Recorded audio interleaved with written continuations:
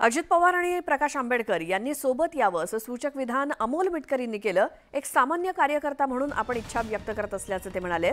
तर महायुतीमधील मोठ्या नेत्यांनी आम्हाला लहान समजू नये असा इशाराही त्यांनी दिला।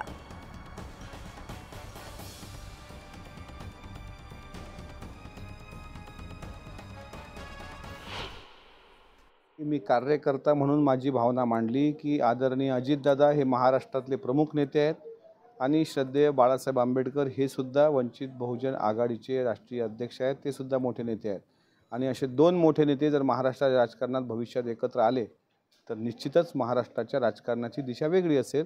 ही कार्यकर्ता म्हणून माझी भावना आहे।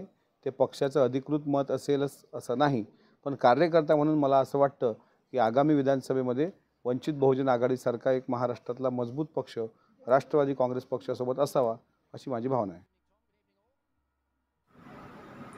वंचित बहुजन आघाडी आणि अजित पवार गट एकत्र येण्यासंबंधी एक स्टेटमेंट अमोल मिटकरींनी केलेलं आहे। अजित पवारांचा पक्ष सध्या BJP बरोबर युतीमध्ये आहे। या परिस्थितीमध्ये वंचित बहुजन आघाडी काही विचार करू शकणार नाही जोपर्यंत अजित पवार गटाने BJPशी संबंध तोडलेला नाही। कारण वंचित बहुजन आघाडी प्रत्यक्ष किंवा अप्रत्यक्षपणे BJPशी संबंध ठेवण्याच्या विरोधात आहे आणि त्यामुळे या स्टेटमेंटचा आता काही विचार करता येणार नाही।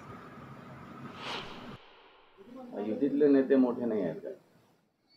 युतीतले नेते त्यांच्या पक्षासाठी नक्कीच मोठे आहेत, पण युतीतल्या मोठ्या नेत्यांनी राष्ट्रवादीच्या नेत्यांना लहान समजू नये असं युतीच्या मोठ्या नेत्यांना आमचं सांगणं आहे।